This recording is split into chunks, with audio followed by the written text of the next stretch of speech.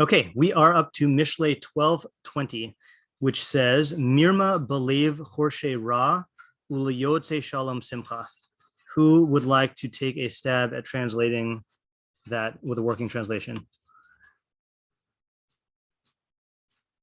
Jump right in. Anyone? Okay. Okay, go ahead, Isaiah. Trickery in the heart, in a heart. Okay, trickery in a heart, or we'll say in the heart, even though it's not technically true. In the heart. Plows evil. Okay, yeah. So this is a weird word. Okay, choresh literally means to plow, but there, I think everyone says that it means inyan machshavah, which means to plan. And the fun challenge is, can you find an English word that has the connotation or that has the meaning of both planning and also like working on the ground? Yeah. So. Say again. To sow something, like to sow seed. Oh, interesting. Yeah, you can use that. I think there's a more direct one, which is to plot. Okay, because like a plot of land and plotting. I don't know what the actual origin is of the word. I just find it interesting that in English you have the word plot that means both land, it's an agricultural term and also a thinking term. So in the heart of the plot of plotters of evil. Okay, uliyotze shalom simcha.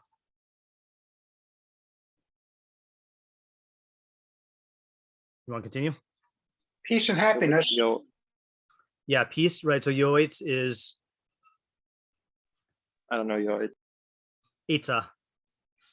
An advisor of peace. To those, so it's plural. Those who advise peace, simcha, joy. Right. Joy. Okay. Yeah. All right. So we have here. So just to go over the our routine again for people who are new, what we do is we first focus on the translations and just get a bunch of different translations, and then we raise all the questions and problems that we can on the pasuk before we come up with any answers. Then we think, and then we answer, and then we look at the commentaries. Okay, so we have here the Targum translates it pretty straightforward. Ramayusa belibahun dechashlin bishtas. That part's just a straight translation. So deceit is, let's just say, is in the heart of those who plot evil. Ula'ilin diyatin shlama. So he adds one word, which is at the end. He says, and to those who advise peace, there will be joy. Okay, so it's kind of implicit in our translation, but he just says the word teheve, there will be joy. Okay, so let's just keep that here. Okay, Art Scroll says deceit lurks in the heart of those who plot evil, but for those who counsel peace, there is gladness. Okay, that's pretty much the same as what we have. We could delete that. Since I don't have the Living Nach with me, I looked up the Chabad.org translation, which is some Rabbi A.J. Rosenberg. I'm not sure who he is. There is deceit in the heart of those who plot evil, but for the counselors of peace, there is joy. Alter says deceit is in the heart of plotters of evil, but counselors of peace have joy. I think it's pretty much the same as what we have. Okay. Yeah. Okay, so what are the questions and problems here? Yeah, Ariel. Yeah, can you just for the sentence structure, can you Mirma belev chorshe ra as in trickery? Is the word is. Yeah. All right. Okay. Good. Okay, trickery is in the heart of evil. I'll say by the way that trickery is one translation. I think deceit. I would actually say deceit is. I know trickery is an acceptable translation, but I feel like deceit is the broader category. Yeah, but my real question is, so in the second half of the pasuk, individuals who advise peace, there's joy, I guess, or joy, whatever. Now, is he saying that the first half of the pasuk is, those people who have trickery in the heart is the opposite of joy, like sadness, or is trickery that opposite of the joy? Like, what is the opposite of the joy? Okay, so I'm going to state this principle as a methodology thing, and then I want to actually show you one of the meforshim, one of the commentators. So in Mishlei, in most of Mishlei, then the two halves of the pasuk are assumed to be opposites. And whenever there's not an opposite, then we kind of have to ask that question. Okay, so I'm just going to cast a broad net here and say, like, how are the two halves of this pasuk opposites? Okay, and what I want to show you here really quickly is the Ibn Kaspi, who we don't usually use. He actually explicitly raises this question. Okay, he says, Mirma belev chorshe ra. Hine yote shalom hefech chorshe ra. He says advisors of peace are the opposites of plotters of evil. Ki hatov hu shalom, because goodness is peace. Okay, I mean, he's already interpreting it, but I just want to show you how he acknowledges the question. Viotse v'chorshe him milos nirdafos. And advisors and plotters are just synonyms. And he says, v'ulam mirma v'simcha enam hafachim. He says, but deceit and joy are not opposites. Okay, now he answers the question, but he's really raising the question that Ariel is asking, which is specifically, what is the opposite, I guess, what or where is the opposite of joy in the pasuk? And did you also ask on another term that you didn't see the opposite for? I forgot. Well, I was like, my havamina was trickery, which is in the heart of the plotters of evil, was the opposite, but I was questioning it because the second half you could say, oh, and those who advise have joy in their heart, Okay, right. So our trickery and joy opposites. Is joy the opposite of something else? Okay, like basically the question is I'll just use these as examples, okay, because the question is going to be, how are these two opposites? Okay, that's a good question. Okay, Isaiah. What does it mean to have mirma in your heart exactly? Okay, what does it mean to have deceit or trickery in your heart? Okay, yeah. Okay, that's a good question. It's possible we're going to split that question off into other questions as we go through this. Yeah, Tamar? What does it mean for someone to be a plotter of evil? Okay, so, hold on a second here. So what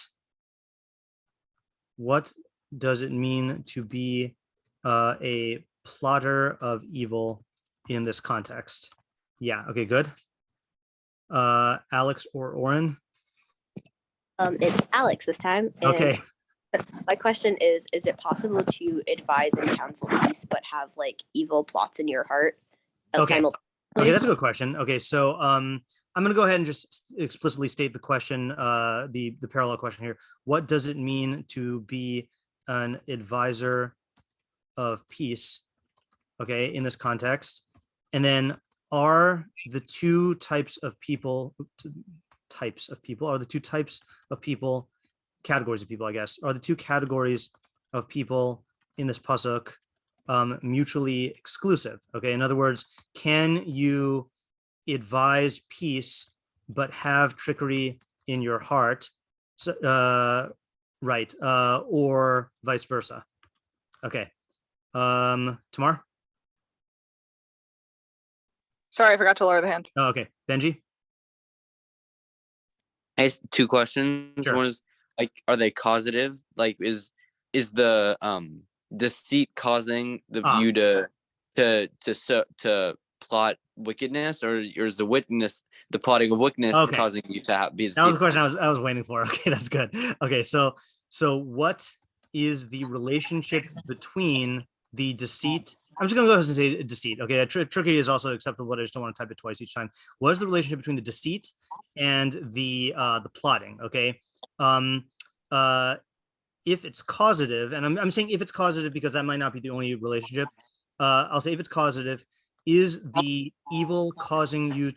Sorry, is the deceit causing you to plot evil, or is the plotting of evil causing you to have deceit in your heart?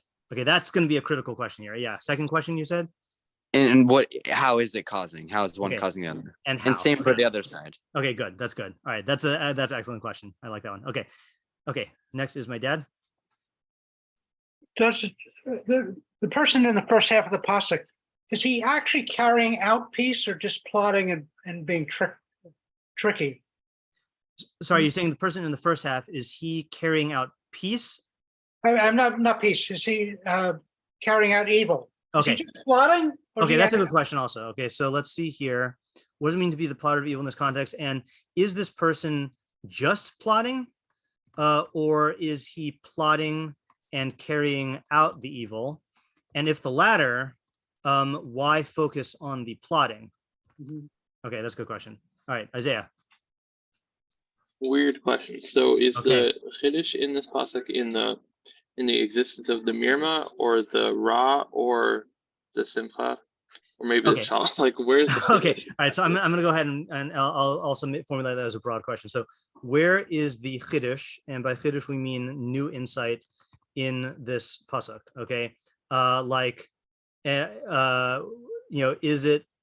is it the statement that there is deceit in the hearts of the plotters? I'm just gonna end talking the pasuk again. Okay, so which part of the pasuk has the new idea? Okay, let's leave it like that.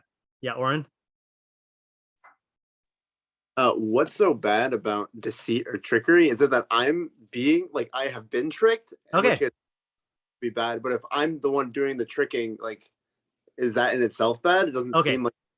Okay, great question. So I'm going to actually also have this as a general question here, which is what's so bad about deceit being in your heart, right? And I'm going to support that with what the pasuk says or doesn't say, which is the pasuk doesn't identify what is wrong or harmful about this. Okay, right? So like, what's so bad about that? That's a great question. Okay, and then also, I think you also are acknowledging this question of how and to whom is it harmful? Okay, and that could be multiple parties here. Yeah, Ariel? Yeah, another opposite question that I have is it's interesting because like people who advise or counsel peace, like how is peace like an opposite of evil? You know, like okay, yeah. Like I'll put that in the parentheses here. Okay, is peace the opposite of evil? Oops. Yeah, and like, you know, shouldn't it be like I don't know, plotters of milchama or war or like whatever the opposite of peace is? I don't know. Okay, couldn't there be more direct opposites like warmongers versus peace advisors? Advisors, yeah. Is advisor spelled with an E? Advisor, I guess. I don't know if there's a difference with an O or an E. That's strange. Okay, anyway, yeah, Tamar. I hope this isn't too doubling down, but I want to know like what's the scenario and like specifically who is this talking to relative to like the situation? You know, there's like a speaker and a listener, I guess. Okay, so let's say let us say, you know, I'm going to move this question down. Okay, and I'm going to ask that question. I like asking that question up front. Okay, which is this talking about a specific, or I guess what decision-making scenario is this talking about?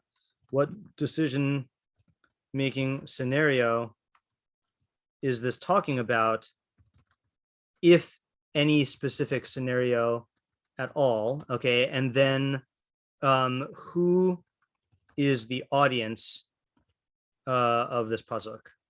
Yeah, and again, just to articulate methodology outright here. So we learn Mishlei as a book of like basically like a decision-making guide to how to make intelligent decisions that are in your best long-term interest, and how to avoid making decisions that are harmful to you in the long run.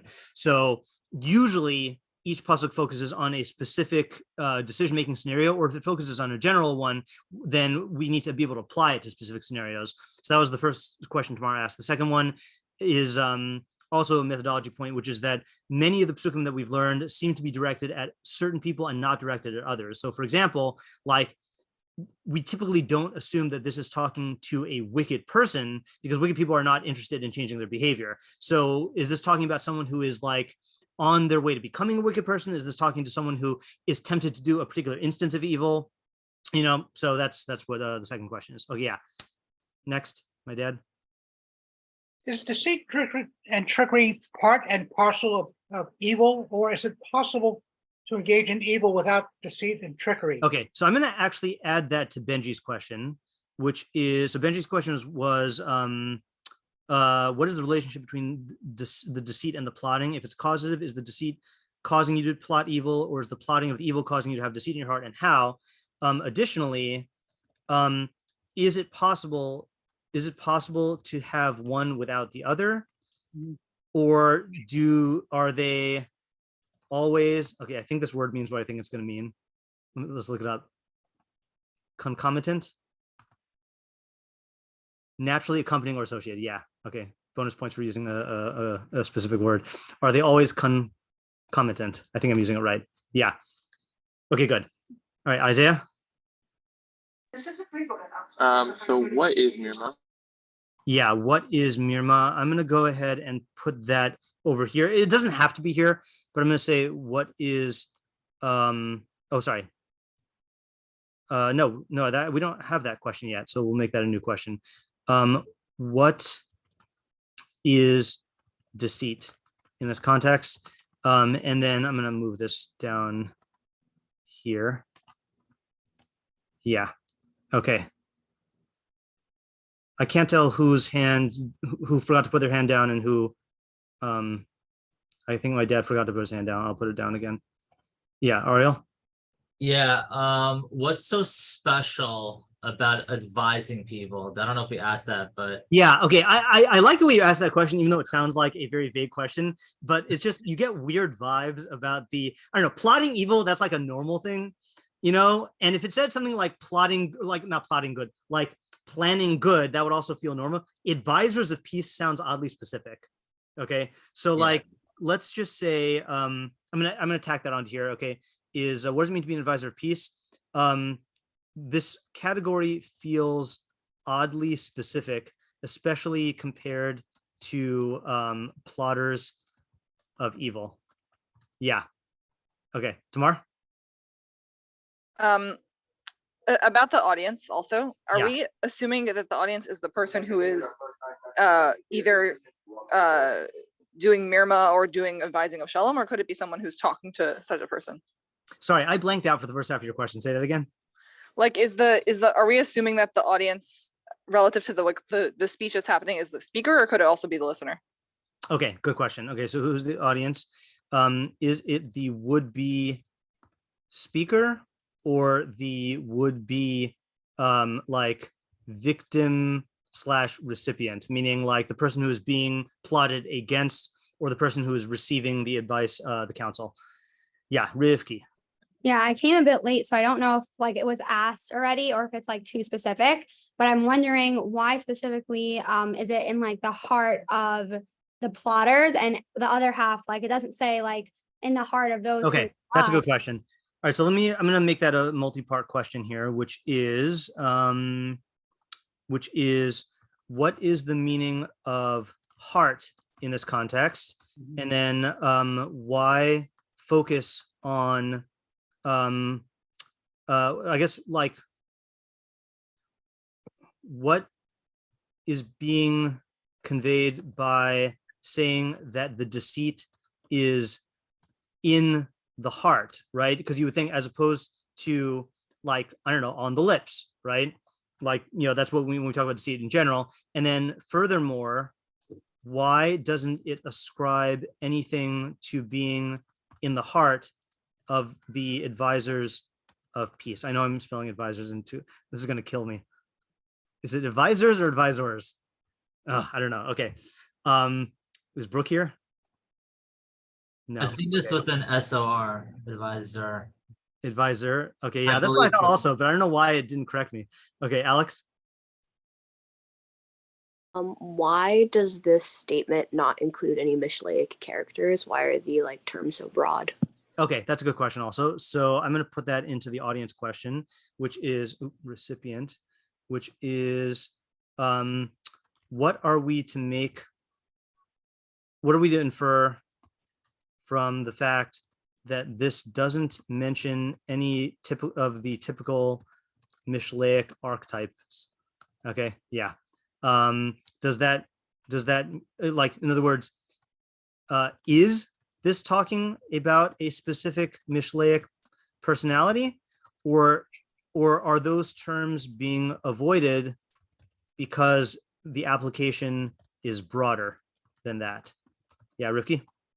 Yeah, also, I think I missed this. In terms of shalom, why are you like potentially translating it as joy? Oh, it's on, why I asked that? Why? My play has on the next page. Okay, yeah. Also, yeah. That's yeah. There's different ways to do the syntax, but yeah. Okay, are we missing any key questions here? No. So here's what I'm going to do. I'm going to do what we usually do, which is I'm going to copy and paste these questions into the chat so you can have access to them. Let's see if we can get all of them in two rounds here. Okay, there's one set of questions and then another set of questions. Oh no, it's too long. Okay, all right, fine. So we'll do second set and then we'll do a third set. And I'm gonna, okay, got it. All right, I'm gonna advise you to focus on, in my opinion, okay, no, I'm not gonna give my opinion.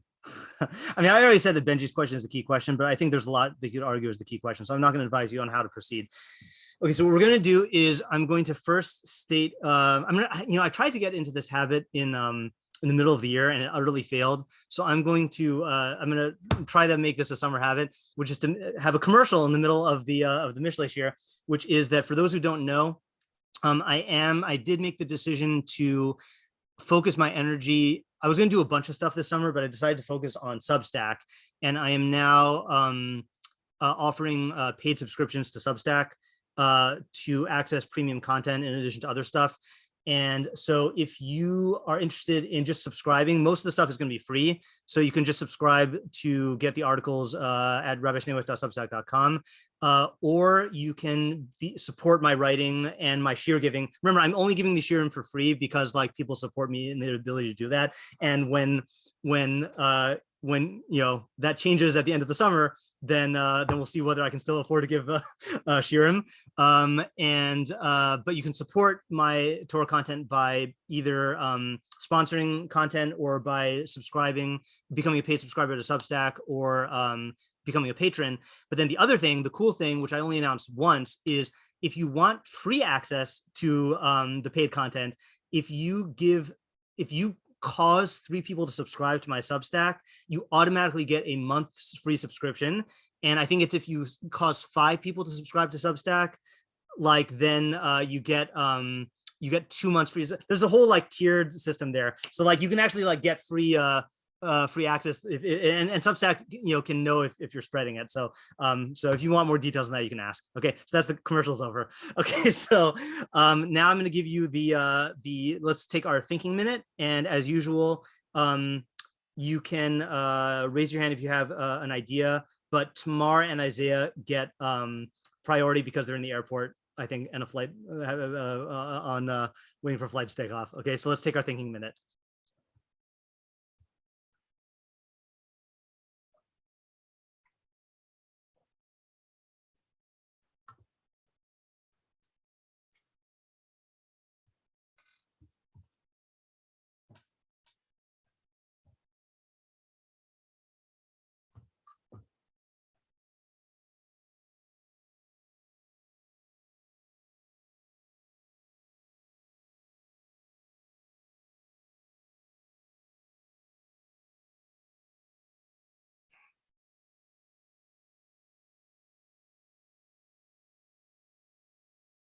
You can go ahead and put your hands up, by the way. I'm just going to give priority to Isaiah and Tamar if either of them have.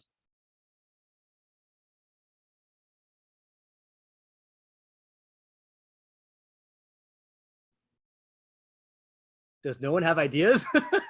Okay, Rivki, start us off. I mean, I have like an idea. I just don't know if it's like a full, like that's fine. Yeah. No one else is raising their hand. So, yeah.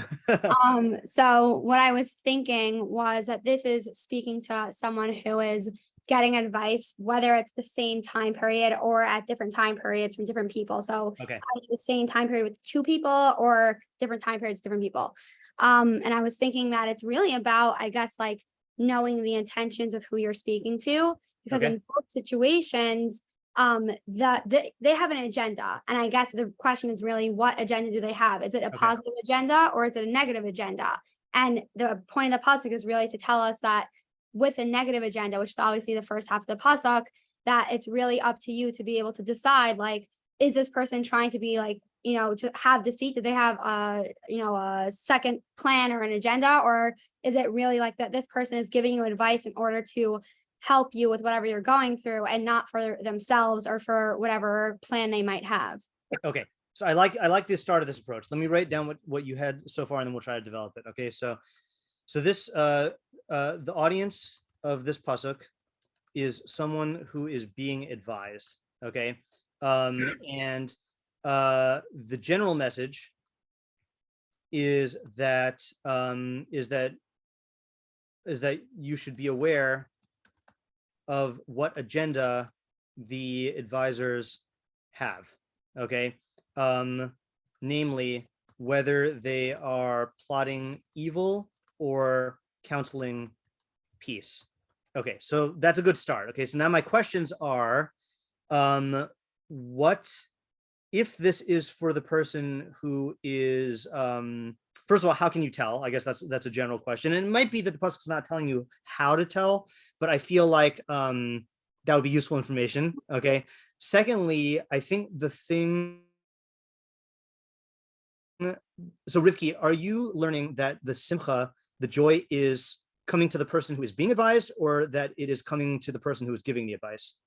Well, I was really thinking more both. Like, obviously, first and foremost, it's really for the person who's being advised, because I feel like that is the point of getting advice from someone. Right. But I think that joy, like simcha, also applies to the person giving it, because it's saying that that's the exact opposite of the person in the first half of the pasuk, because their intentions are negative.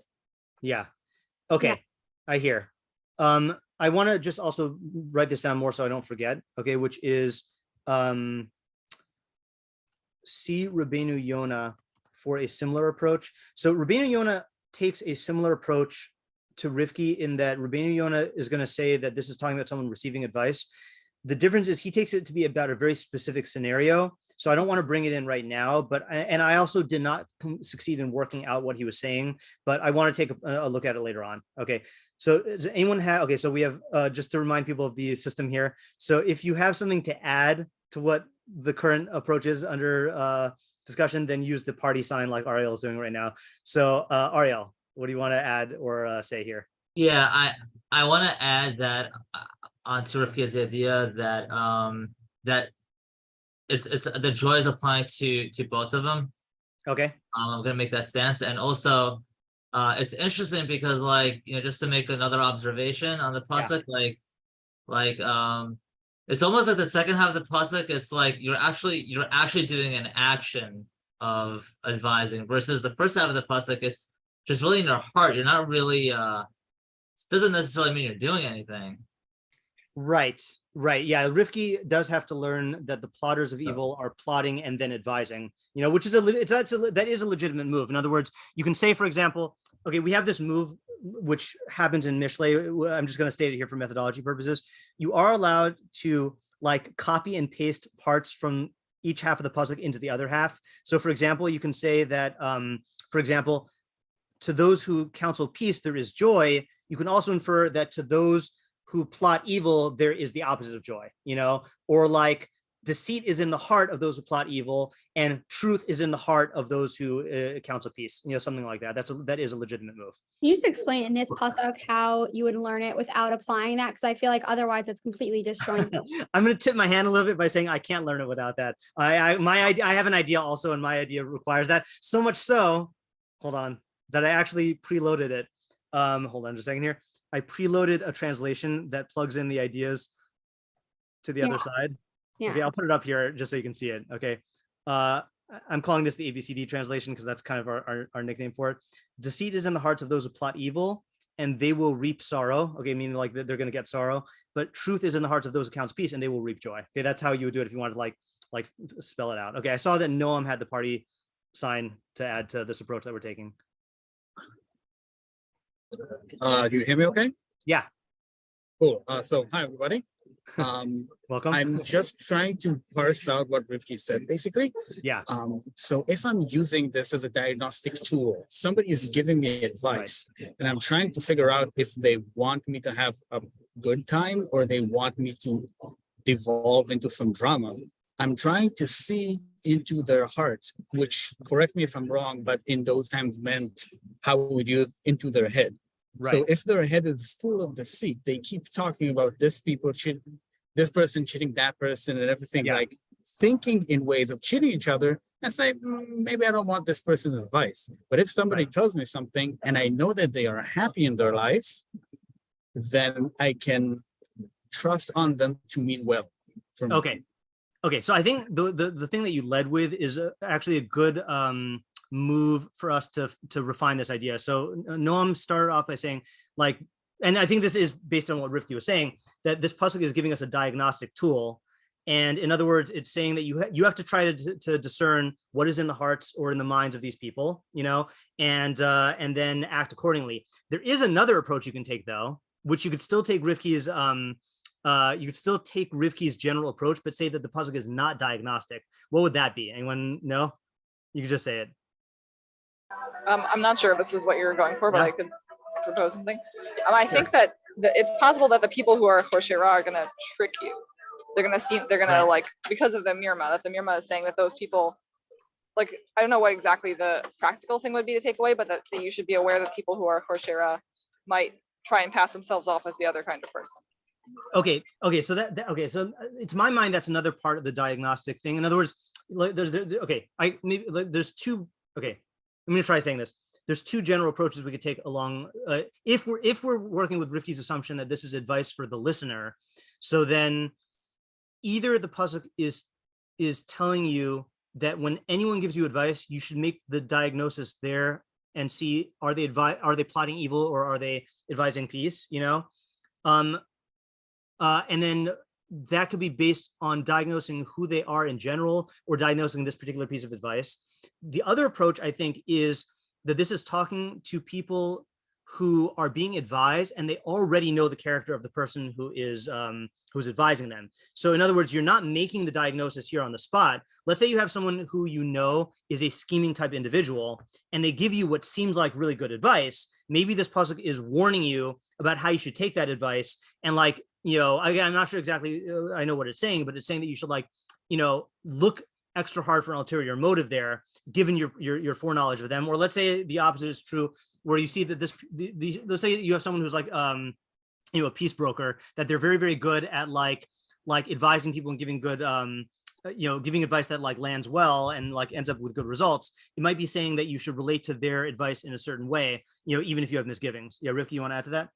Yeah, I was just going to say also, like, another thing that I was thinking originally was in terms of like the spectrum of how to tell where this person is, was really also like previous, not just for yourself, like previous answers or advice or whatever it is, but that person's general, reputation. Like, I think that even if you have a bad reputation in certain circles, it might be a wrong one. But obviously, like, at the end of the day, there is truth to reputation. So both like reputation for what they've said to you in the past and also for others.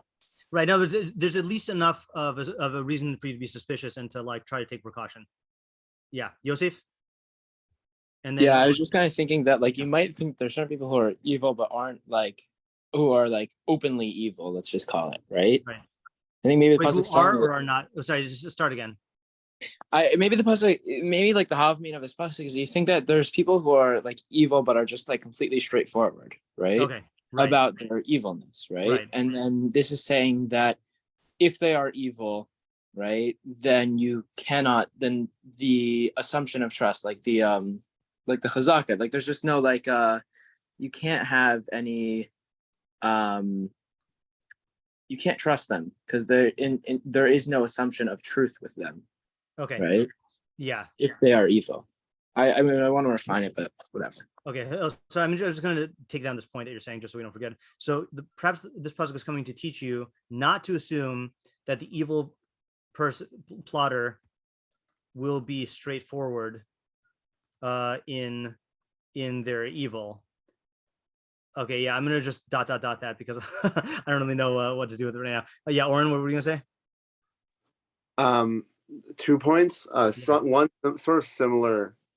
I'm not sure. Maybe some of what Noam was saying, which is that if you do use this as like a diagnostic tool, I don't really know how it helps you because you can't see into whoever is talking. You can't see into their head. So right.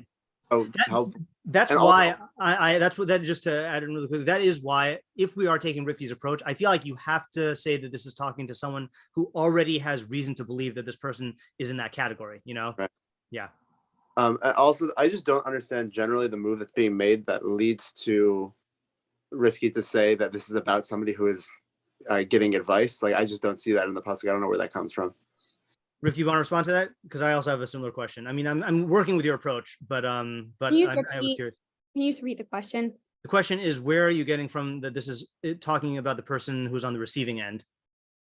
I guess the reason why I thought that was because it was hard for me to envision. It could just be like a block in my own head, but it made the most sense to me. It was if it was saying, okay, this type of person is, being like deceitful and they're not a good person to speak to about it or listen to. And the other half is saying that this type of person is, and you really have to see based on what we were speaking about, what their intentions are. But I don't have like a better answer than that. Okay. I think to me, the similar thing, like, again, I'm not inclined towards your reading of the pasuk, even if the ideas are good right now, but I think the advisor thing to me is, clues me in that we might be talking about a person who's like looking for advice. I don't know. That's what I would think. Yeah. Okay, I think this is a maybe 60 to 70% done, but I think it needs more work. Let's leave it aside for now, okay? And I think maybe when we do come to Rubino Yona at the end, then that might help us to develop it more, but let's try different approaches now. So I think my dad is next in terms of... Yeah, I don't think my approach... Tamar's hands is up. I don't know if that means Tamar, sorry. Yeah, Tamar gets priority. Sorry. Okay, sorry, this is pretty half-baked, but I'm gonna going. Okay, that's fine. Yeah, go ahead. Yeah, I just lowered my voice really because I'm on the plane. Okay. So so I guess I'm just thinking about trying to think about what's different and when you're being what are the difference in the consequences from being deceitful while giving advice versus like general lying. Okay. So the only thing that I immediately came to me was that there's a certain person who's going to hold you responsible for the statement and possibly be mad at you or spread reputation about you. Like if you just kind of trick, maybe you can kind of fly under the radar, but specifically in an advice situation, maybe it's more memorable. Okay, all right. I like that idea. So I'm just going to put this down right now. So the question is, what is the difference between lying in general and lying in giving advice? Okay, and then possible answer is that the lie, the person whom you are advising will blame you, and that might cause the consequence to stick in a different way or have a more severe harm. Yeah. Okay, let me just see if there are any party signs here. No. Okay, fine. All right, so that's a good half idea. Okay. All right, now my dad is next. Yeah, I don't think, I think I'm just sort of stating a previous point, different words, but there's an aphorism that says, fool me once, shame on you, fool me twice, shame on me. Yeah. I think this first half of the pasuk is saying, you don't cut these people any slack. Mm-hmm. Meaning that once meaning you're going with the approach that this is talking to a person who has been advised and then found out that the person was deceptive, and now it's saying once you know that they are deceitful people, so then you should just totally reject any advice that they have because you should assume that they're plotting evil. Yes. Yeah. Okay. All right. That's good. All right. So I'm going to just tack that onto here because I don't think I wrote this yet. Is you must say that this is advising someone who knows this advice giver's track record. Yeah. Okay. And saying, don't think that this time you can rely on them. Okay. Yeah. I'll just reiterate the problem I still have with this is, to me, the second half just doesn't fit so cleanly. I would like to see more advice for that. And also it just, advisors of peace still doesn't sit well with me. Why focus on peace? So I think those are just some outstanding questions. Okay, Michael, you're up. If you can unmute. Sorry. Okay. All right. So I'm not sure if this approach is true, but this is how I read it. So I thought I'd. Okay, sure. So the chiddush. Okay. So the havamina here is that you should give bad advice to Rishaim. So this is talking to someone who's like either I don't know about a Mishleic tzaddik, but they're working towards that part of the spectrum. So they're thinking, okay, I'm going to use the Mishleic ideas to against Rishaim, and then so that's how I mean is I should use them to accelerate their downfall. Okay. So here it's saying no, if you start giving bad advice to people it's going to get into your heart, which is why it mentions the heart there. Like it's going to become a part of you, and then you'll revert back towards the other side of the spectrum. And also people will realize it, and they'll find out about it. So I just wrote a few other points. So there's no Mishleic archetypes because in theory it could be anyone. So I think the audience is more specifically a Mishleic tzaddik, someone towards a Mishleic tzaddik, but in theory anybody could really hear from this. And then, so it's still, even if it's bad people, it's still mirma. Like it's even if you're giving it to bad people, you shouldn't view it as being like a qualitatively different thing. And then I wrote down, I don't know if this is the best term, but I wrote down cognitive dissonance, where basically if you think of yourself as a Mishleic tzaddik, but you're still giving bad advice, eventually you're not going to be a Mishleic tzaddik anymore. Okay. So that is definitely a creative approach. I can see your reservations, but I'll write it down anyway. Okay, which is the audience of this pasuk is someone who is on their way to becoming a Mishleic tzaddik, okay, i.e. a person of justice. And the scenario is where this person is tempted to engage in deceit to bring about the downfall of someone who is wicked. Okay. On the surface, this seems like a good idea because the ends are in line with justice, right? So for example, if you can use lies to entrap a corrupt politician, to bring down their downfall, then maybe you should do that. But the pasuk is teaching you that this is still a bad idea because you are involving yourself in deceit, and that carries the potential to ultimately corrupt your inner value of justice. Okay, and then this is, I think this is relying on other Mishleic premises, which is that it is very hard once you deviate from the truth and start engaging in lying for utilitarian purposes. It's very hard to rein that in and to not become addicted to using this and then rationalizing it and getting caught up in a bunch of other things. Whereas if you just make the line of just saying, I'm not going to engage in deceit or trickery, then that's a, that's a very easy line to draw. Now, I'm just going to state my own qualification. I'm not saying that you're saying this, but I think this is giving you advice about a bad strategy to employ in your arsenal. I think there are instances where let's say if you can lie and get Hitler caught in a bear trap or whatever, then that's an advisable thing to do, but I think it's saying as a way of operating to to engage in. I'll give you an example of this. Speaking of Nazis, let's say Nazi hunters, right? People who would go and track down these Nazis or pose as spies and double agents and stuff. They are engaged in doing real good, and this is not necessarily saying that you should never do that, but it is saying that if you engage in routine lies, even for the sake of justice, it will corrode your integrity or your sense of attachment to the truth to the point where you might lose that value. I think that is a valid idea. That's why, for example, Esther did in a way engage in deception to Haman, but that was an isolated thing and it was a risk. If she continued to do that, let's say after she did that, she decided to use lying to manipulate Ahasuerus throughout the rest of their marriage to try to secure good for the Jewish people. That would be the inadvisable route that Michael was suggesting. Yeah, okay, that's good. Yeah, sure. Add to that. I just saw one thing in the pasuk that I remembered saw this. Sure. So specifically, so it says deceit. So with regards to the joy and the peace, it's saying those who advise peace. So I think that supports the idea of cognitive dissonance, or even if it's not in your heart, just give good advice and hopefully eventually you'll become a better person. Okay.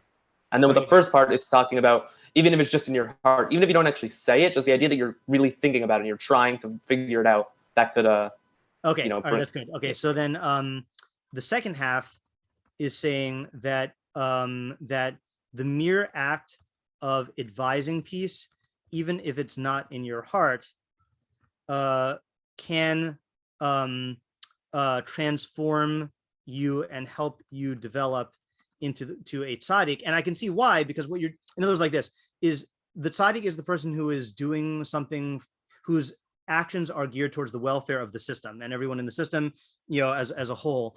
So let's say your motives are not pure, but you still are using your mind to devise ways to like benefit the system. Eventually that is going to affect you in a positive way, like even if you don't actually have those values to start off with. And I'm just going to add that last point you mentioned, which is that the reason why this isn't identifying Mishleic archetypes is because it could apply to anyone and is about developing into a tzaddik, a tzaddik, and devolving into a rasha. Okay, that is a nice idea. Again, not something that I would have like.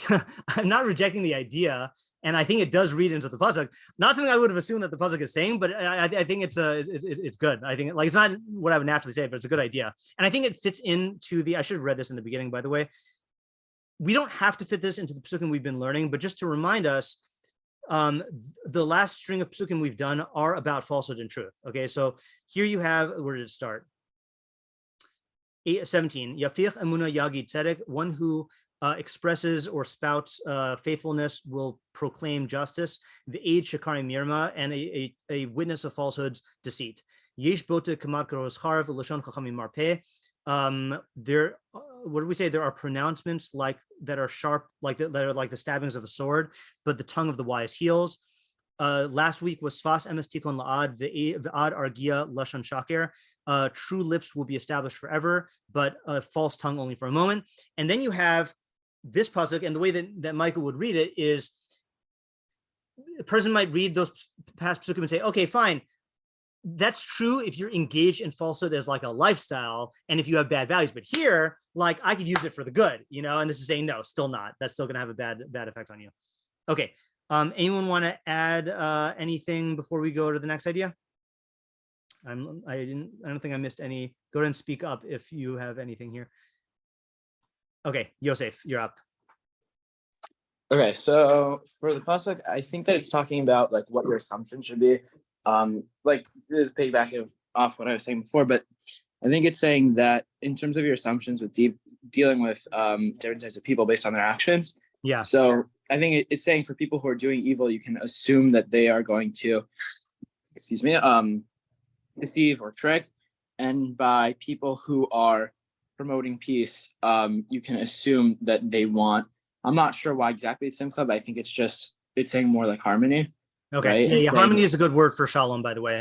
Good. You know, I think peace has a lot of specific imagery, whereas harmony, I think, conveys a greater sense of like the type of peace it's actually talking about. Yeah. So I think that it's saying that what your assumptions could be in terms of the qualities of these people. So I think it's saying for the person who is evil, right? You can't assume that they're being straightforward evil, right? Like if they are really trying to do evil, then you cannot just assume that they're going to be straightforward about it, because there's no assumption that they are good or have a value of truth, right? Okay. But by someone who is, I think this point is like more important, but I think it's saying that by those who are promoting peace, you can assume that they just desire more simcha in the world, I think it's saying, and because I think it's saying that if you really want peace, like I think it can't be talking about just general peace, because if it's talking about general peace, then it could be like talk about an alliance that is to promote like war, let's say. I was thinking about that kind of case. So I think it's going to be talking about peace for peace sake, right? Like just like general peace. And I think that if that's your interest, then I think you can assume that person is generally trying to promote simcha, so to say.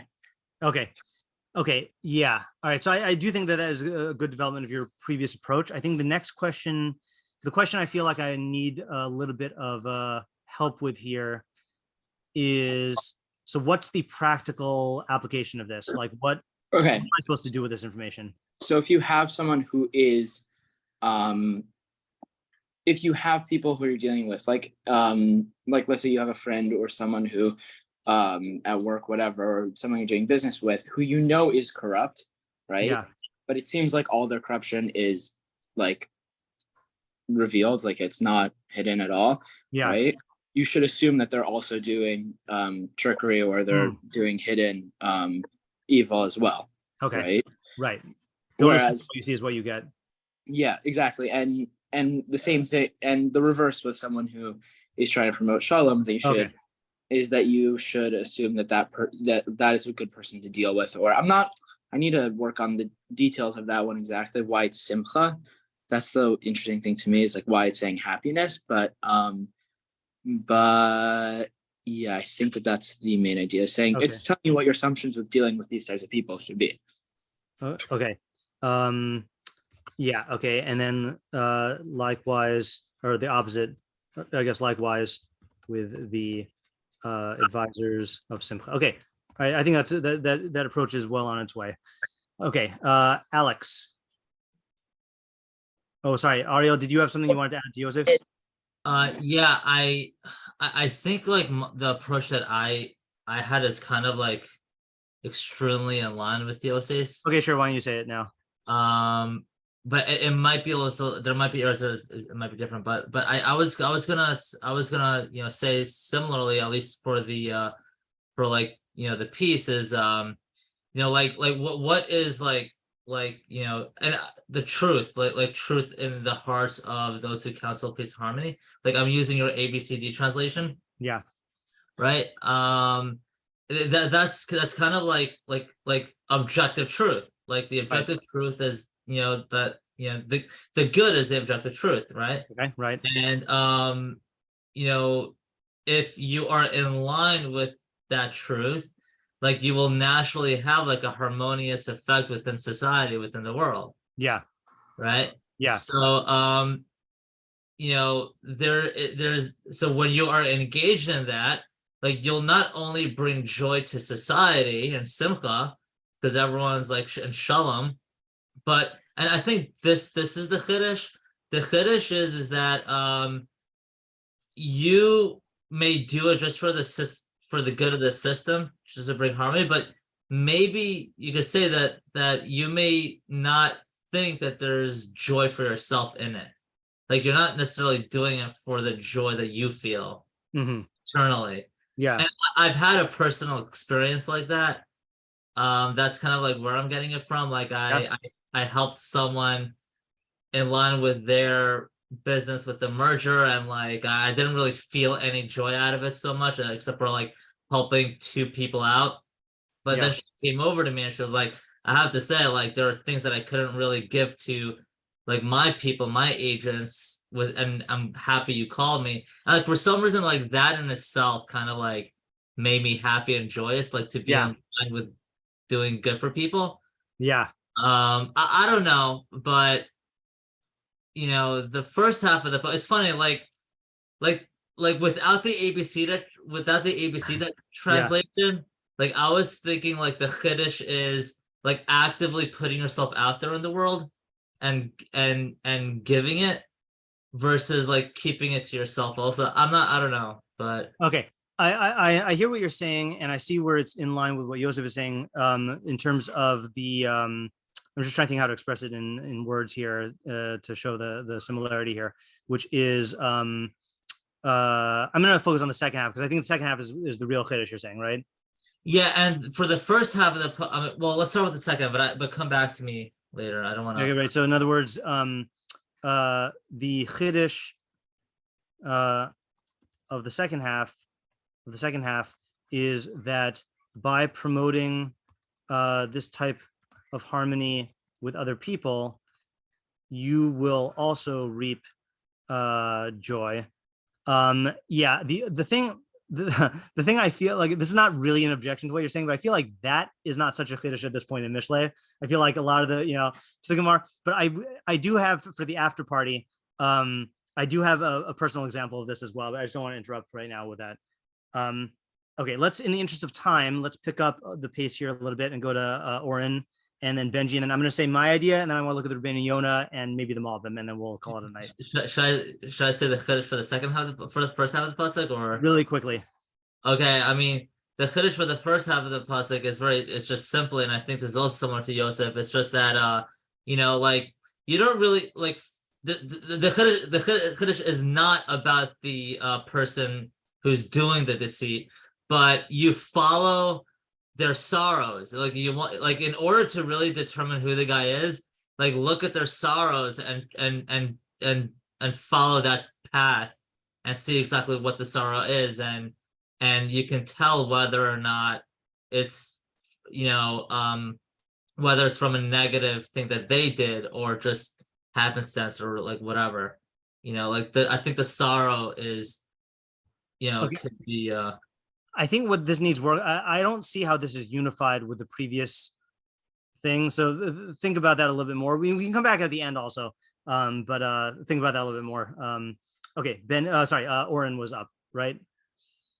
And Yes. then, yeah, go ahead, Oren. Okay, so I think this is a little different than what everyone said. Okay, But good.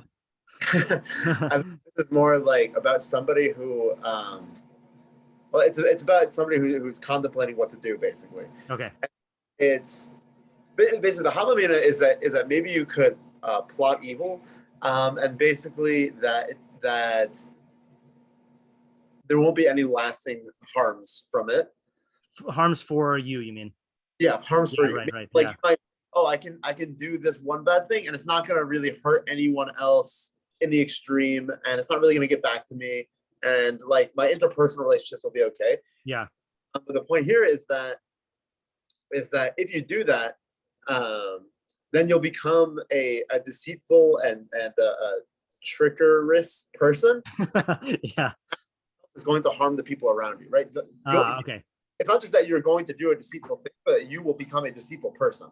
And that's something that will become part of you, and then that's something that's going to hurt everybody around you. Whereas if you do the opposite, and you go ahead and try to bring about peace, then that's going to give joy to you. And okay. To do that. Okay, good. So you might think that you would be able to engage in deceit without harming anyone, like yourself or people around you. But this pasuk is coming to teach you that this will make you more prone to deceit, which ultimately will harm yourself and others. And then the opposite is true for the second half, that prioritizing. So how do you just talk it out again? So if you are engaging, in other words, you might think that promoting peace in others, this is the second half, kind of reminds me of like what Ariel was saying, but if you're promoting peace in others, then like, okay, big deal, like who cares if I just like really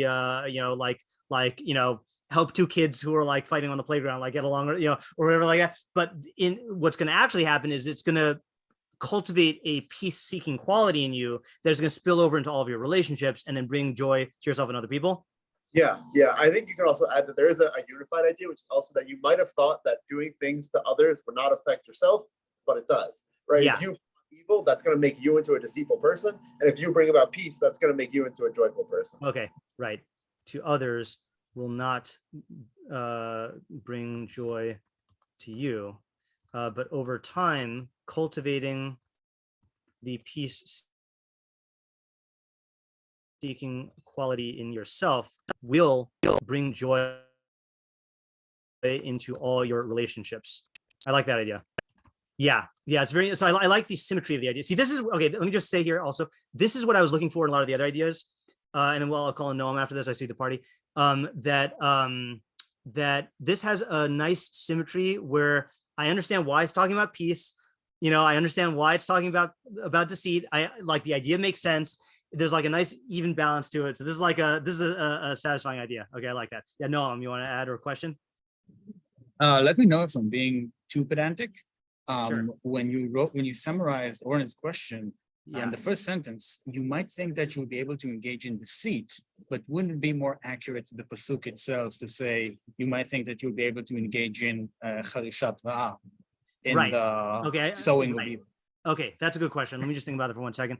So deceit is in the heart of plotters of evil. Right. So the question is, I think I can answer this, but I want to see if Oren can answer this. Is Oren, so why would you so how do you answer that question? You hear the question? Meaning I don't. I think my point is saying that if you do evil, then that will turn you into a deceitful person. So you are saying that then? Okay, you're not saying deceit. Okay, I misheard you then. Your heart. Okay, so but then now I don't understand this. You might think you'd be engaged in evil without harming anyone. You might be able to think they'll be able to engage in evil without like lasting harms to the people around you or yourself or your relationship to other people. Okay, so that'd be an example of this would be like minor forms of evil, of like stealing like some like little thing, or like whatever. These okay, fine. So in I'm gonna say in brackets, okay, in minor forms of evil without lasting harm to yourself and others. Okay, I think my idea, by the way, just to forecast this, my idea I think is gonna stand on its own, but is also going to provide the premise for your idea. Okay. So yeah. Okay. Benji, you're up. And then I want to share my idea, and then we'll do some of the commentators. Yeah. So you take the contrast from the second half into the first half. Yeah. The second half, the person is being sameach. So the first half is not. He's like he's troubled because of his plan. Because in order to like do his evil plan, he has to lie, and he has to always be worried about keeping up the lie. Yeah. So he's going to be in conflict, trouble, and like turmoil over the plan. So now he won't even get to enjoy the benefits of it. Whereas the if he gives a good like I guess a plan of peace of like which he doesn't have to lie for, and he can act like straight, then he can enjoy the benefits of it. Okay. All right, so I think this idea is similar enough to my idea that I'm going to go ahead. I'm going to state my idea, and it's possible that we're going to merge them. Okay. Okay. So here's what I was thinking, and I'll make sure to come back to your idea here. Okay. So here's what I was thinking. Mirma b'leiv chorshe ra. All right. So deceit is in the hearts of those who plot evil. So I think that the chiddush of the pasuk, okay, the new insight that it's teaching here is, or at least it stems from the fact that any plotting of evil must involve deceit. Okay, why is that? So if you think about it, is if you are plotting, and let's just use the standard Mishleic definition of evil that we've worked on for a long time, which is evil is when you are basically trying to achieve power or dominance or greatness at any cost, meaning that you're willing to completely disregard other people and the needs of the system and the good in the system and the balance of the system for the sake of your own self-glorification. Okay, so the thing is if you engage in any evil, you will have to engage in deceit. Why? Because certainly the people who you're going to be taking advantage of or the victims of your evil, you're going to have to engage in deceit by either concealing the nature of what you're doing or like overtly like twisting it around and lying to them.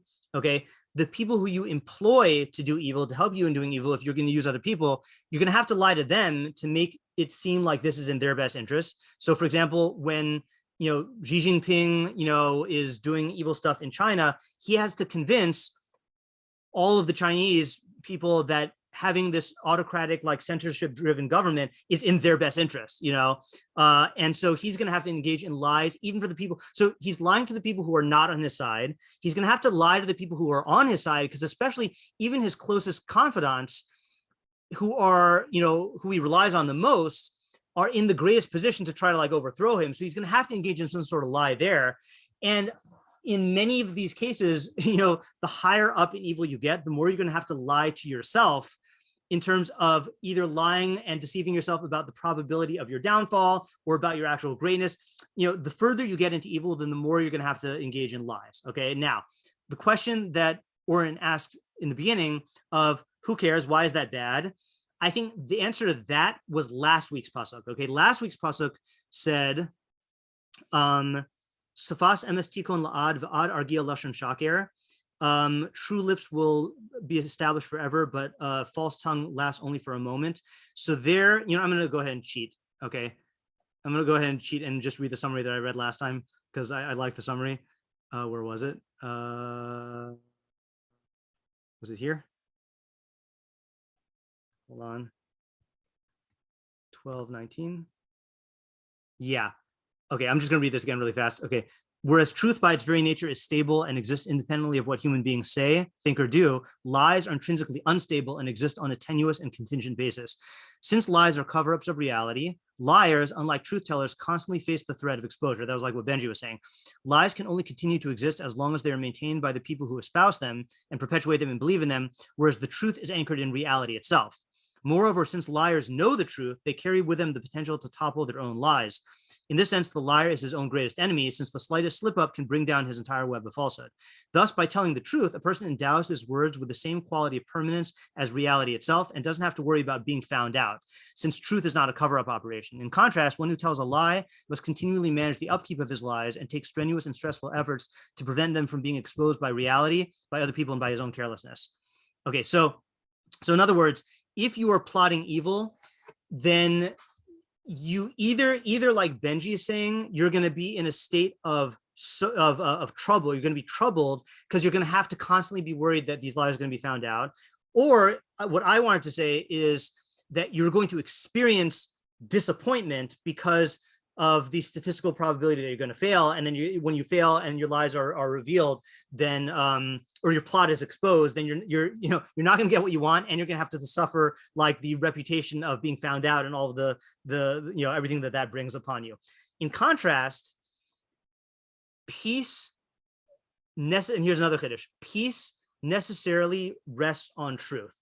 Okay, if it's a lasting peace. I think people think that you can like foster peace through lies, and you can foster temporary peace through lies. Like, there's the famous I think it's a Gemara or a Midrash about how when two people were fighting, then Aaron would go to one of them and say, oh, the other guy really wants to like make up with you, but like he's too ashamed, or he thinks you're going to reject him. And then he would go to the other guy and say the same thing, and then they would get together and they would make peace.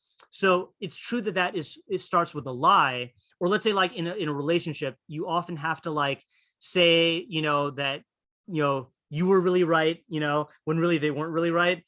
But there, I think that's a different kind of lie, because there you're doing that to forge to resuscitate or to cultivate like an actual relationship, based on reality. You're using a lie as like an inroad to get in to almost like a band-aid so that the wound can heal. It's not founded on a lie. In other words, I think any type of like peace that's founded on a lie has to fail. But if you're using the peace in order to the small lie in order to just start the dialogue, or to just help you move past it so you can cultivate the actual relationship, I think that might have a recipe for success. So in other words, if you are advising peace, this is the part I couldn't work out. Those who advise peace, which means the opposite of these plotters of evil, people who are striving to promote, like Joseph was saying, like real harmony, are going to, that's where I don't know the idea. I felt like this is like a 90% idea. But Benji, correct me if I'm wrong. I think we're on the same track here, because I think both of us are talking about like the conflict that's caused by the person who utilizes this as a normal strategy. And what I'm doing is I'm just saying that this is like based on the previous pasuk, that the nature of lies is that they're unstable, and the more you engage in the lie and the more you rely on the lie, the more unstable you're going to get, and that's just going to lead to sorrow. Second half, I think, is where we need help. Okay, anyone want to weigh in on either my idea or Benji's idea?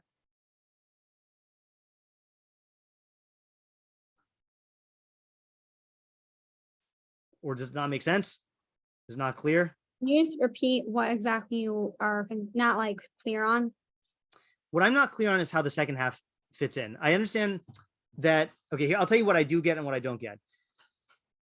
It is saying that there's going to be simcha because you are fostering harmony among people, which is going to lead to joy in all the ways that everyone else said. Okay. I just don't have that satisfying symmetry and click that Oren's idea has. And that's what I'm dissatisfied with here. Like, in other words, the first half is very consistent with the whole approach we've been taking, which is that lies are not worth it, and they're not worth it because they bring you conflict and pain, and you're going to not get what you want. I still don't see why we're focusing on advisors of peace. Yeah, no. So I think there's something to the etymology of it, and I might be just making stuff up. Okay. Choshe. We're in that is boat people also who- sometimes with etymology. Okay. Yeah, go ahead. Yeah. Choshe is the sowing in the field. Yeah. It's about planting seeds for something. And Right. Yotzei, I don't know exactly, but etz is tree. Oh, that's interesting. So I don't know if it's something similar to planting and growing something. And Yeah. there's a symmetry there. I really don't know, but it sounds like there's something about advisor of peace is not something that you would use often. Yeah. It seems like an almost correct translation. Seems like a more accurate translation would be inspirers of peace, strivers of peace, people who plant the seeds for peace.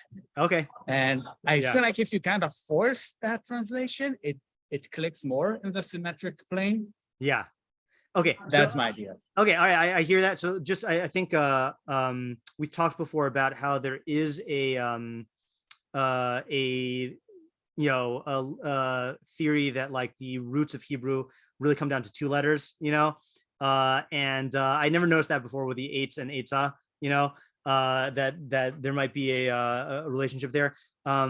I saw when I was scrolling while you were talking, I was scrolling through. I saw Noah did a heart. I don't know if that's because of the literary take on it, but yeah, it definitely fits in. I don't think you need to say that, but I think it does fit in that in other words, like this, the temptation behind lying in order to promote peace is that you could just effectuate peace with a simple move or a surface level move, whereas the metaphor of seeds means that you really need to like.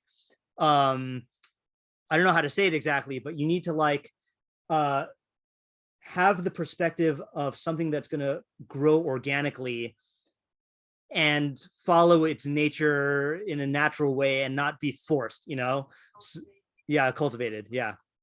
I like the idea though. Yeah. Ariel? Yeah, I'm just still a little unclear, like what, what that 10% is that you're missing, like that click that you're not. It seems good to me. I guess I'm trying to understand. Okay, if it seems good to you, then it's good to you. I don't know. I just for me, I want to know what's bothering you. Yeah. Yeah. I what's bothering me? Let me try this. Let me just try typing it out, and maybe if I type it out, then it'll seem like it makes sense to me. Okay. So the chiddush in the first half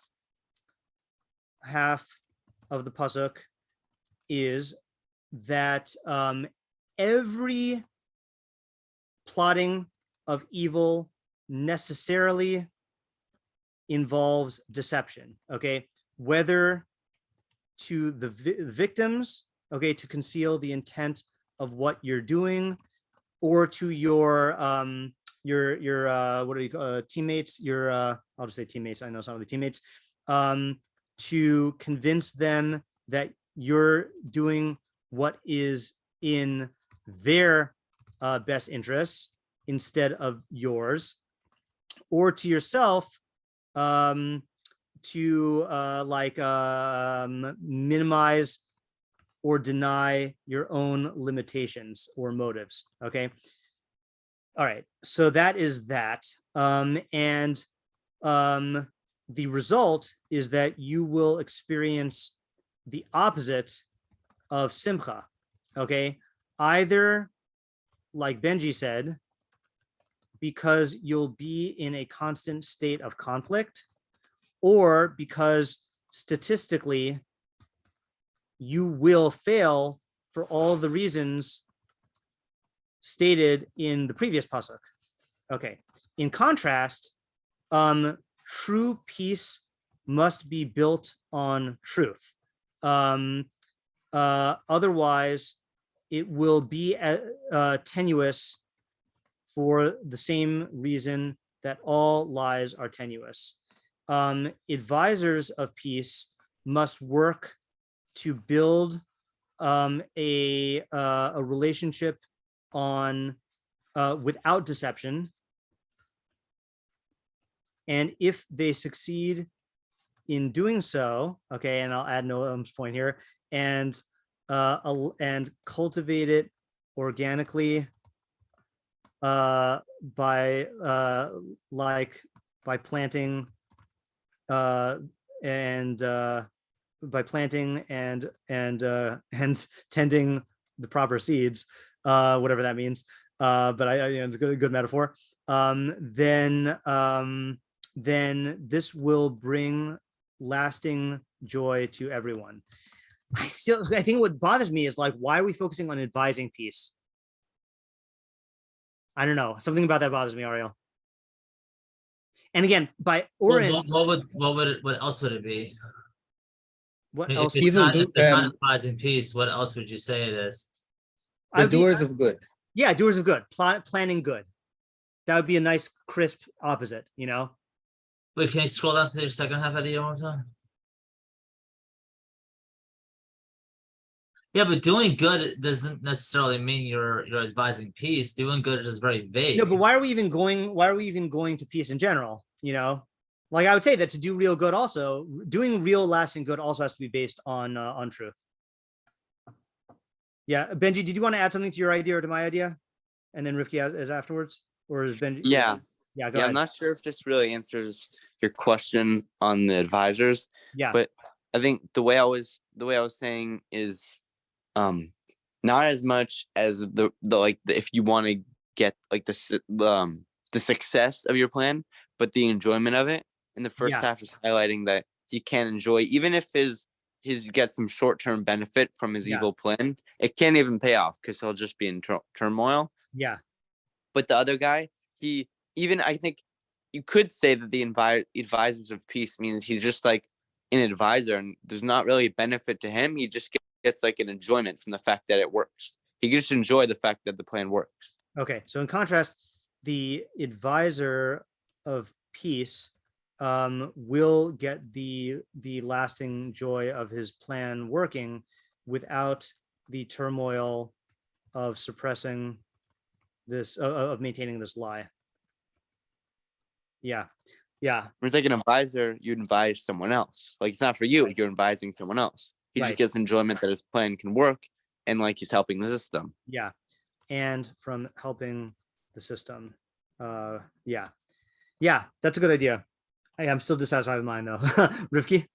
Yeah, I think that just in terms of like you were saying, why specifically is it advising peace? I don't know if this is like going to be a good answer or satisfying, but I think that it does make sense. I definitely hear what you're saying, but I think it does make sense in just like the way of saying that at the end of the day, like what is deceit and trickery doing? It is causing strife and the opposite of what peace is. So I feel like it's just kind of like cutting to the chase, and the other half. Okay, that is a good idea. Okay, so in other words, like this, I was making the essence of this into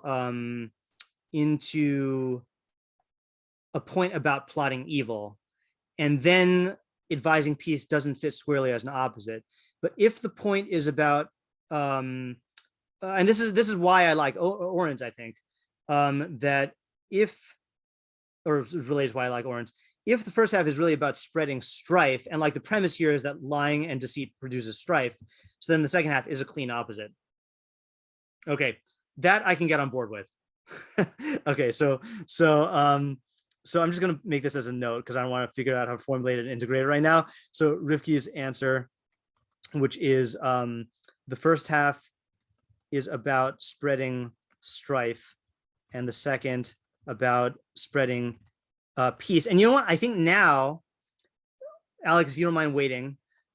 All right, now I can maybe read the closest. After I came up with my idea, I read the Malbim, and I couldn't find out why the Malbim went so broadly. Let's just read the Malbim, okay? And let's just be open-minded and see, is he saying my idea, or is he like is he like saying his own idea that is different? And here's what he says. So he says, Higbil chorshe ra neged yoatze shalom, kamosha kasuv ose shalom ubore ra. Okay, so he starts off with the interesting thing. He says, it defines, or I don't know if he means, I don't know what he means by Higbil, but he basically, the pasuk juxtaposes plotters of evil with advisors of peace, like the pasuk in Yeshayahu, which says that God makes peace and creates evil. Shalom hu kiyum hamatzios. Peace means the maintaining of existence, or the perpetuating, or the founding of existence, the sustaining of existence. The hara hu churban hamatzios. Evil is the destruction of existence. Okay, so he's taking those as opposites. Okay, Yote Shalom Him Hachafetzim B'Kiyum HaMetzius. Advisors of peace are those who desire existence to be maintained. Vashalom Kol Tov, and peace includes all good. Shalom Habesi V'Hamedini, whether it's a domestic peace or political peace, a peace of the society, of the country. Hine ha'ovim lahetiv im haklal v'yotim l'kaim ul'hachazi kol tov v'yosher b'tzedek. They are the ones who love to benefit the system, the group, and they give advice that is to uphold and to strengthen all forms of good and uprightness and righteousness. They're the ones who are called advisors. They give advice in line with wisdom and truth. Because the word advice generally means good. And someone who gives advice does so openly. But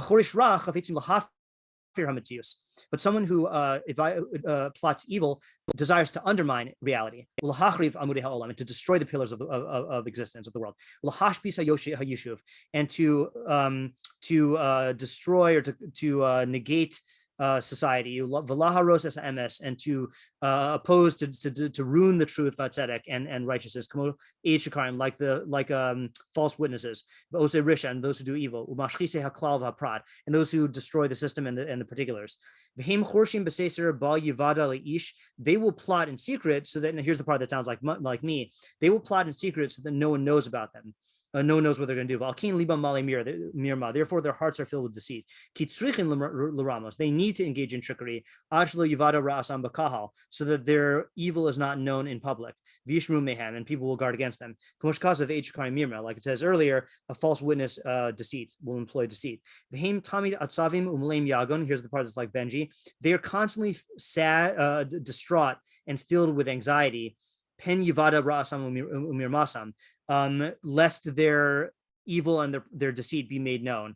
Like I said, that falsehood, like the previous pasuk, falsehood only lasts for a moment. But people who advise peace are filled with joy. Because, or maybe, I'm not sure if he's saying the good person will rejoice in his works, and the evil person will be perpetually distraught. I don't know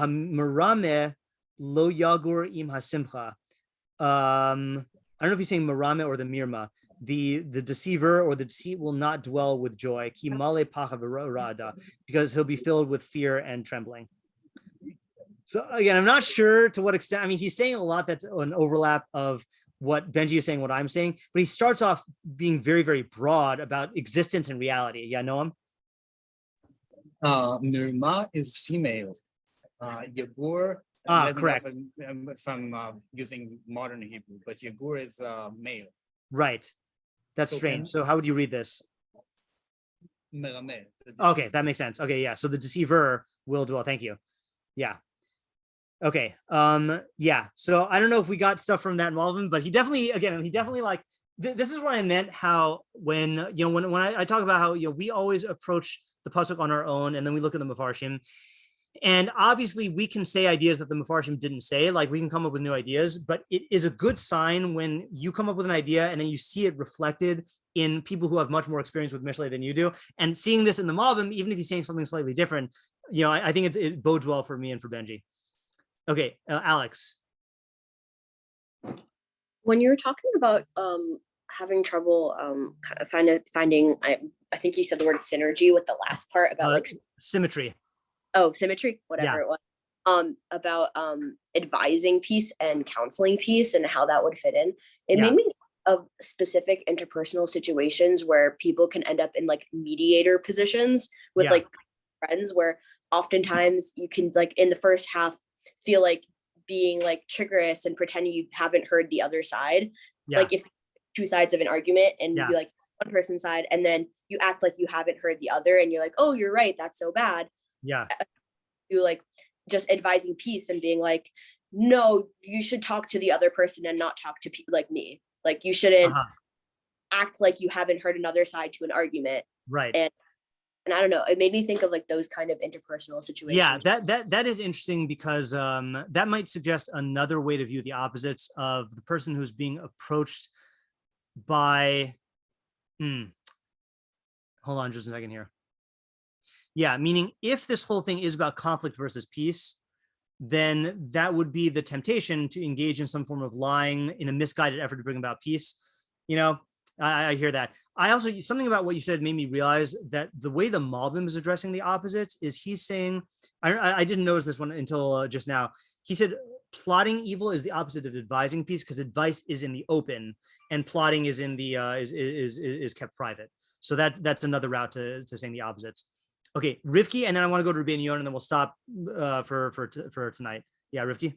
Yeah, I was just gonna say that this really reminded me of, like, I don't remember how long ago it was, but like Parshas Yisro, and just like that whole idea of like when you actually read through it, it's really, I mean, obviously we know like Moshe was very, very humble, but it's very interesting to see how it plays out, because like Yisro was like a leader of his own community, but he really put aside his ego and wasn't like gonna, make the Jews fail or whatever. Obviously he had connections, and on Moshe's end, he was able to take that advice and not be like, oh, well, I'm a leader of this entire nation, so I'm not going to listen to you. And I think that like that really represents the second half of the pasuk. That's I have to go back and look at that again through this lens. But that's a good. You've gone through it more in depth recently than I have probably. Okay, so I just want to show you this Rביnu Yona, which is taking a similar approach to Rivki. And again, I did not work this out, so hopefully we can like get insight into this. So Rביnu Yona says like this. He says, so just to remind you, Rivki's idea was about that this is talking to the audience, talking to the recipient of advice. Okay, so he says like this: Im ish yatzcha lahara lechaverecha. So if some person advises you to harm someone else, okay, let's just use the example here. Okay, let's say, I'm gonna use Ariel, okay, because Ariel always volunteers to be an example. Let's say Ariel advises me to harm Ariel's not here anymore, is he? Okay, all right, let's say Ariel. Why do I have to harm? Why do I have to advise you to harm someone? Why can't I be reversed? Okay, fine, let's say I advise Ariel, okay, to harm Rivki, okay, V'linkom nikna maso mi'ito, okay, and to take vengeance against her, okay, V'yachzik tov nafsho kimakane l'chvodecha, and I am basically saying, Ariel, I just want you to like, I'm trying to avenge you, like Rivki insulted you, and like I'm trying to avenge your honor, okay. So al taminbo, don't believe him. So this is saying to Ariel, don't believe the guy who's advising you to harm someone else. Why? Ki mirma belev yote ra, because there's deceit in the hearts of those who advise evil. Okay, vida ki lo me'ahavascha yatzcha.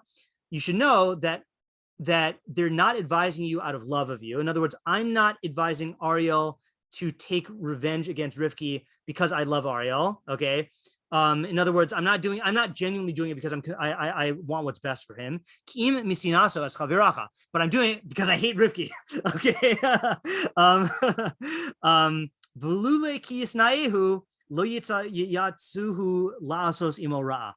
And were it not for my hatred, then I would not advise Ariel to do evil. Okay, in other words, like this. So again, the advisor in this case is making it seem like he has the recipient of the advice's best interest at heart. But really, if he's advising them to do evil, you should assume that he just wants to he really wants to harm the other person. He's just using this person as an excuse, Gone. Yeah, you have a question, Ariel? Well, I was just gonna restate it just so I have it down. Yeah. So okay, so just to make sure I have it, is he saying that the very reason why you would advise someone to do bad is because the premise of that advice is that you have evil thoughts about this person? No. I'm gonna give a different example. Just I thought it was gonna be simpler if I used real people, but it's more complicated. Let's say let's say like you're in school, okay, and like the school treats you unfairly. All right. And then someone advises you, oh, you should sue the school for every penny they're worth. Okay. Like destroy them. Right. Okay. So Rביnu Yona is saying you might think that they're suggesting this because they want what's best for you. But if their advice is to do harm, then you should assume that that's their real motive. Okay, so the deceit is they're making it seem like they have your best interest at heart, but really they just want to cause the harm. They're just using you as like a springboard for it. Is that always true? I don't know if it's always true, but it's definitely always true in the Mishleic way. He's saying like you should assume that that's the case. Okay. Let's see. He goes on. He says, "Gam im ne'emana itach ahavaso lo yi'atzcha lehera leish ulahosif b'sinas chaverach." Also, if they really love you, they're not going to advise you to harm someone else, which will provoke the hatred of that person. Because even if they, this might be a typo, or not a typo, it might be a bad manuscript. I thought something, okay. Yeah, I'm not sure how to read that. I saw a different version of this. I don't know which one makes most sense. Hold on. This version of it says, where'd it go?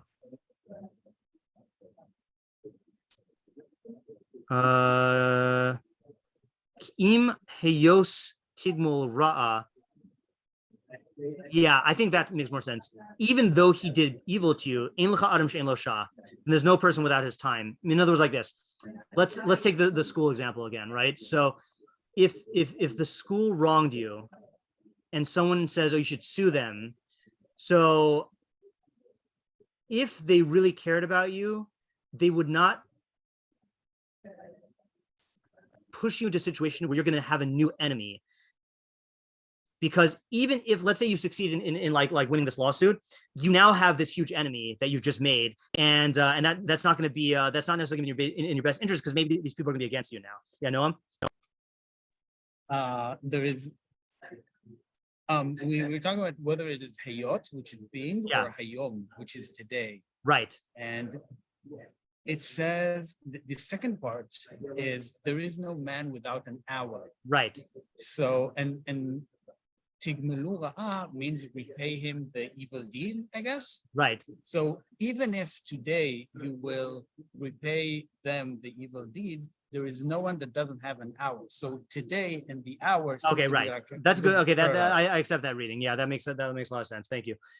Okay, and I think the point ends up being similar, which is that that you still have to, you're gonna have to watch out for this guy now, because you've made this new enemy. In other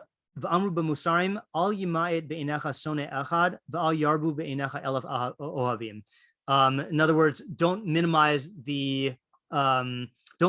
in your eyes even one enemy, and you can't have too many friends. That's another proverb. Okay. Then he says choresh lashon eitzah. So he says choresh is just another word for giving advice. It does not mean plotting. It means advising. Okay. He quotes a pasuk from Yeshua, which apparently uses the word advice. Yote shalom simcha. Those who advise peace have joy. Im yaitz atzas shalom bein adam lechavero. If you give advice of peace between a person and his friend, so this is like the opposite of the first half. Shnehem yahavuhu. Both of them will love you. They'll know that this is a reliable love. In other words, that they could trust the fact that you just want what's in their best interest. If you conduct yourself in this manner where you're like trying to bring people together, yarbu ohavav yismach behem, then you will increase the number of friends you have and your joy in those friends. Because hatred of people will give rise to worry and anxiety. And love of people, people's love will bring happiness. Okay, so maybe I understand this better than when I read it. He's saying like this. He's saying that if someone advises you to harm somebody, even if it seems like they're advising you for reasons that are in your best interest, then you should not believe them. They really just want to harm the other person. And the main point, I think, according to him, is that they're going to be netting you one enemy, because it's going to be like a retaliatory thing. You're going to retaliate against them, and then they're going to hate you, and then that's just going to create problems. If this were your true friend, they would advise you to make peace with this person, because peace is going to ultimately be in everybody's best interest. It's going to be in your best interest and the person who you were in conflict with. And advisors of peace, it's going to be good for them as well. So this is the closest thing I've seen to what Rivki was saying, that this is talking about a person, at least the first half is talking to someone who's the recipient of advice. Yeah, Rivki? Yeah, I was just going to say that this is like a great litmus test, because I think I was just thinking thank God, all of my friends, like I can't imagine any of my friends being like, oh yeah, you should like go throw like eggs at their house or whatever it is. Yeah, right. And if they would have said that, I know it would be in a situation of like quote unquote Mishleic revenge, where we obviously have psukim where revenge isn't a bad thing, but that's different than like plotting evil in this pasuk. Yeah, correct. Yeah, and but I think it is correct to think about it in terms of revenge, because even if, let's say, let's say justice is on your side, it still might have the effects of revenge in the sense that they're going to be angry at you and they're going to come after you. They're not going to see that they're the person who gets the justice is not going to be like, oh, well, she was right, so like I'm going to stop like being antagonistic now, So, and I think the point you made about your friends and the litmus test is good. Is like, it's very easy to get blinded by your friends jumping to your defense and lose sight of like, well, what is it they're advising me to do, and is that really in my best interest, or do I just like the fact that my friend is on my side? Yeah. Okay, so let's just do a quick summary of the different ideas, and we can go from the bottom up now because I finally remembered to do it in this order. So Rivki and Rבינו Yona were suggesting that this is for someone, the pasuk is aimed at someone who is being advised. And Rivki's idea was that you have to discern whether they're advising you for peace or for or whether they're plotting evil. We tried saying that this is diagnostic, and we said it seems to be more probable that that you already know going into this that this is a person who generally advises for peace, or this is a person who generally plots evil, and this is telling you not to get taken in by this particular instance and assume that their advice now is consistent with the character from before, okay, and act accordingly. And my question on Rivki's approach was the same question that has come up many times tonight, which is like, it doesn't quite seem symmetrical or opposites. I don't know why it's focusing on that. But okay, that was Rivki's. Then Tamar was not a full approach. Okay, Michael's was that this is advising someone who is on their way to becoming a Mishleic tzaddik, who's in line with justice, and is tempted to engage in using deceit in order to bring down someone who's wicked, and it's saying, no, this is going to ultimately corrupt you.